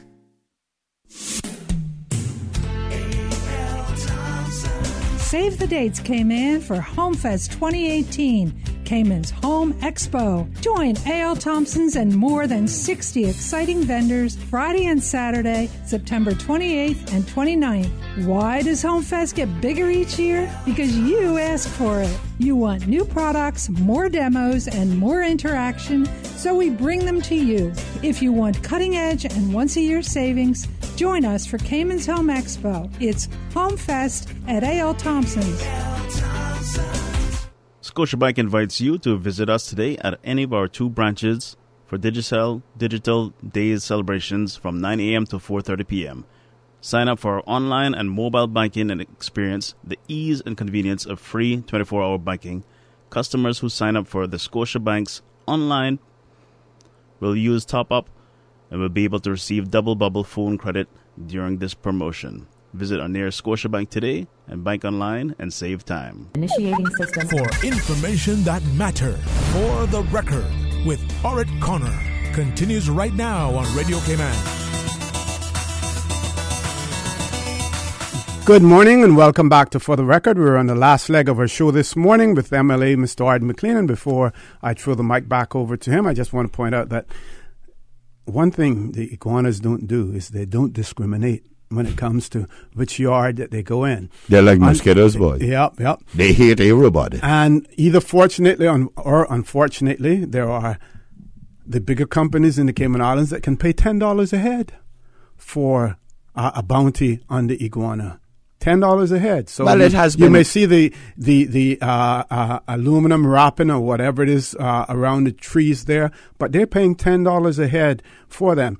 And if you think that the tourists on 7 Mile Beach love the iguanas, many of them are terrified of the iguanas, and that is why those condo owners and stuff want to have them off there.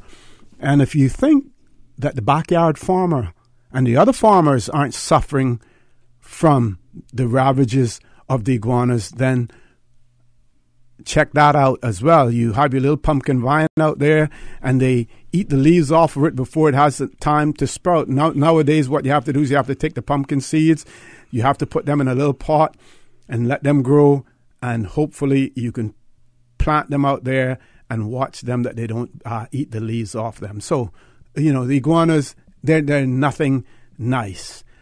We didn't address the issue earlier for probably several reasons. We became complacent about the whole issue, but it is a serious problem. It is. And if it isn't addressed, it's going to get even more serious. And OC. And we talk about politicians don't do much and what have you. Then people need to come out and run so they can go in there and do it. Mm-hmm. Things take time, and we can complain about anybody. In our own personal life, you can't get the chance to do things that you wanted to do over the last 3 years, and then all of a sudden you see your way clear to do it, and you work with the resources you have. Everybody does that, but let's talk about those things that politicians didn't do. There were some visionaries in there over time that has come and gone, or maybe still there. A vision is all right.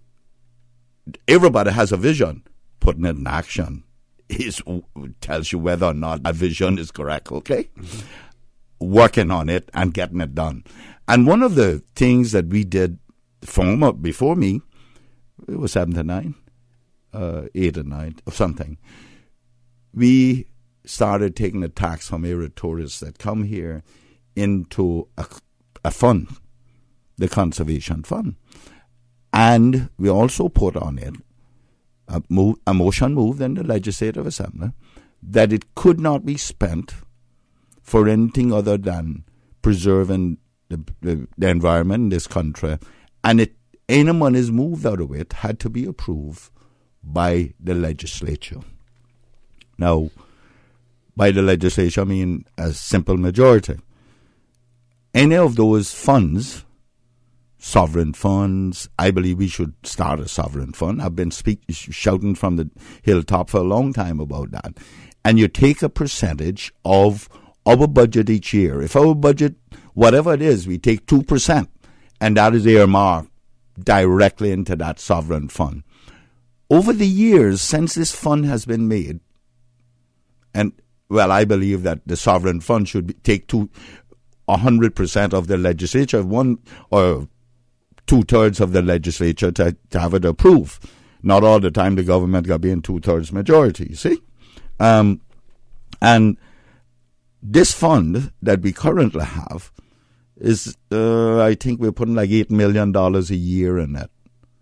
That must be now used to eradicate those iguanas. That's the reason that vision was there and that was put in place, so that in the event something like this happened, in the event you get a storm and you get all these trees destroyed and trying to preserve them, or we get a disease in the country, in the coconut trees, that's the kind of stuff these things must be used for. And I believe now that we need to use this money to eradicate these iguanas, and it must be year round, and it must be open season on it.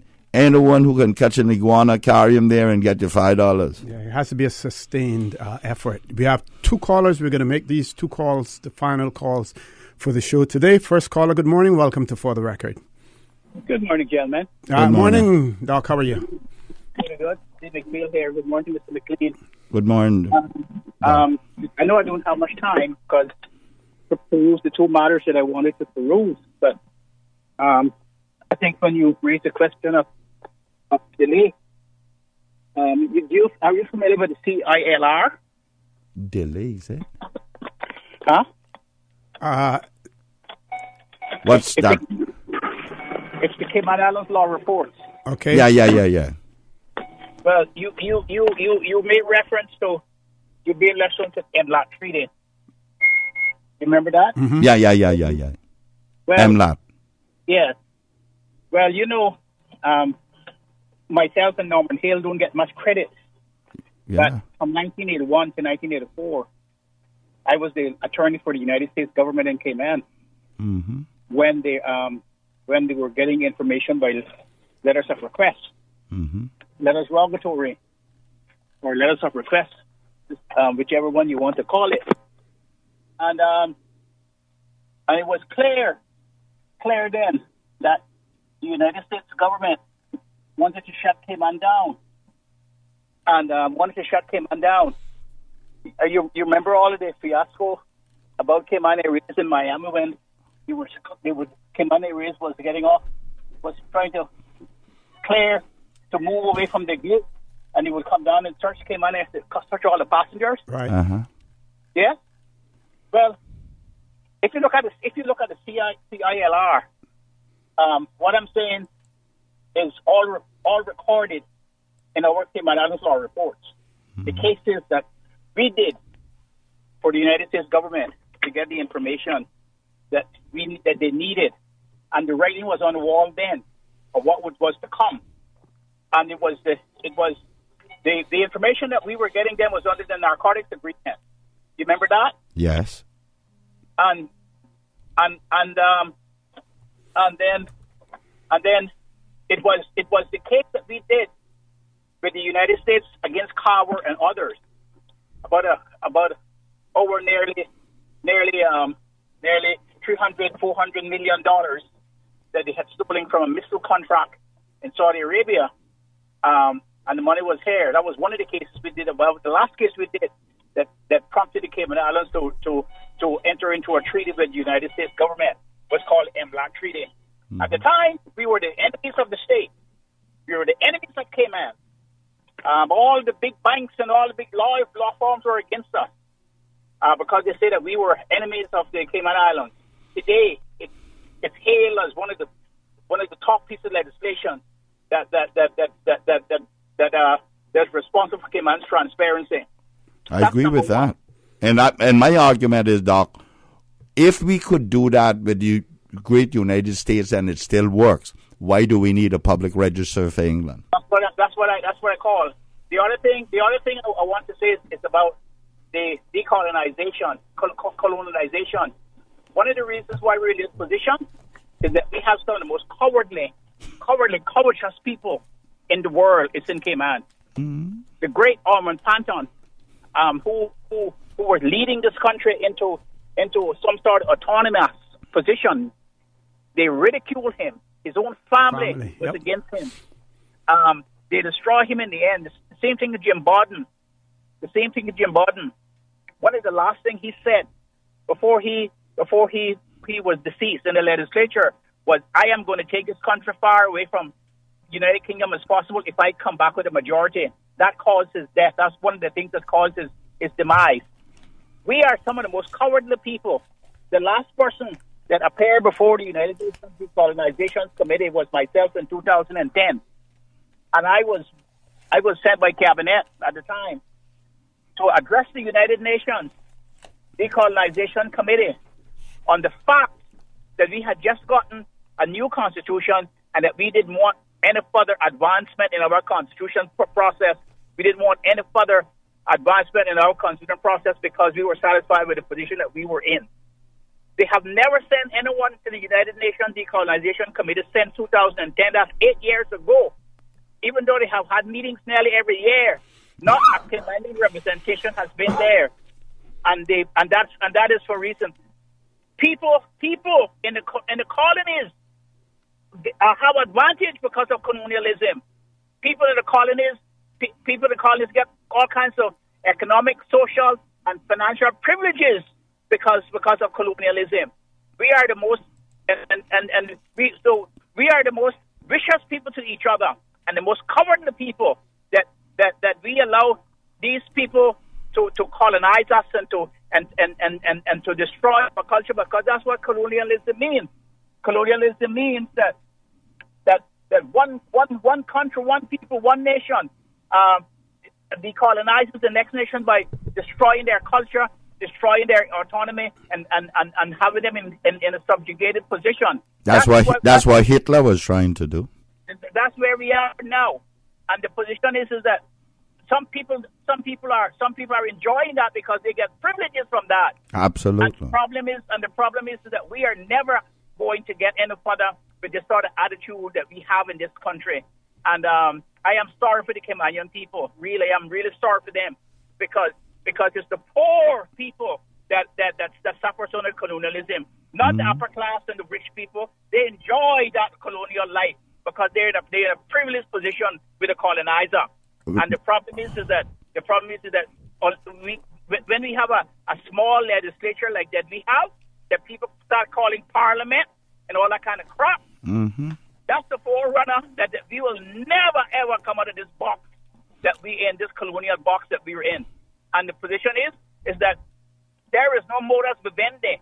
There is no modus vivendi in behind the curtain that we can apply to this. We have no modus vivendi. We have no vision. We have no. We get up in the morning and there's the same thing as yesterday, and we have no. We have no progressive people in this country, and I applaud. I at least applaud the premier for what he's doing, because if I had been there and I had the mandate of the people and I had the people behind me and I could trust them, I could trust the other members, I would have taken this country someplace else before, not independent, because. And let me just say to you, Doc, you said we are coward. Cowards flee, you know. We're not coward. We're covetous of each other. That's what we are. We don't want to see either one of us rise to the top. We don't see anybody. Arden come from East End, and Lester was poor, and he grew up in a one-bedroom house. He doesn't know what's good for this country. There are other people from other countries that have experience that knows better. That is our problem, and we don't want to see Alden be prime minister. Oh, for God's sake, don't even think about McKeever, because they not come from no place, you know. They didn't come from, Ezra didn't come from no place. He come out north side, and, you know, and Kenneth Bryan, he was kicking about the street in Georgetown. That's what we are. We don't promote our own. We stifle them at the direction of others. Others who have come here and understand that they can get away with what they want. Caller, going to ask you to wrap it up for us. Go right ahead and wrap it up, please. So I don't have any. I don't have any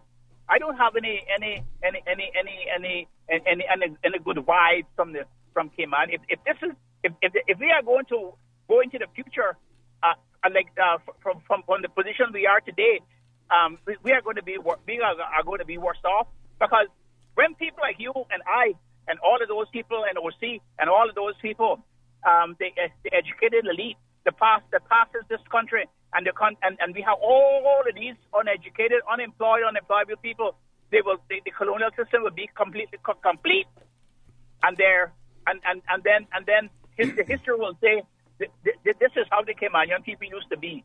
Yeah. And that is when, you know, my little saying of, you see my glory, you don't know my story, that is when there will be no story. Mm-hmm. Doc, I want to thank you very much for that. Mr. McLean, I want to thank you for being here as well. Just one final comment in relation to the recall of the governor and the fact that he will not be returning to the Cayman Islands. when you have a football team or any sort of team, and the team, there's, turmoil within the team, you don't fire the players, you fire the coach. But when when the team wins, you congratulate the players, though. Yeah. The coach don't have nothing to do with that, Right. It's the players who won. Yeah. So, but you fire the coach when the team is going. Absolutely. When there's turmoil there, not the players, you fire the coach as well. Folks, I want to thank you. So I just want to say, OC, real quickly. Very quickly. With this pier, which we didn't get to in any detail, there is a case to be made for the piers in Cayman. This government is not making that case. Okay. That's why people need to go out there and sign that petition. That petition is not saying whether the government will determine that question, whether it's built or not. This is saying, let us have a petition on it and give the people the say. Let a referendum. Sorry. Let us have a referendum. So you're only signing now to in effect have a referendum and make a determination on your pier.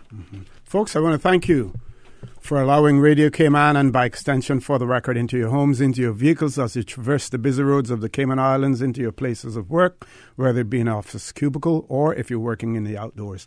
I want to remind you that we are our brothers and our sisters' keepers.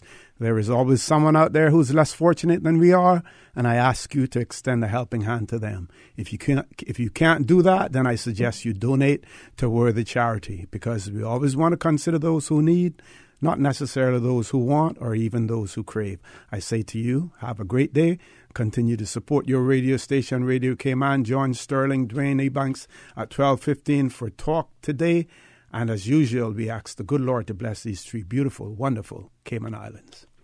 For the Record is brought to you by Fidelity Bank. For all your banking and pension needs, call or visit a Fidelity branch today. Vamped Motors, the only authorized Ford and Toyota dealership serving the Cayman Islands. And Cayman Pharmacy Group, with locations in West Bay and professional pharmacy at CTMH Doctors Hospital. The Cayman Pharmacy Group has a location for you just around the corner. And Seaboard Marine. With over 35 shipping ports, find your shipping solution by calling Seaboard Marine at 949-4977.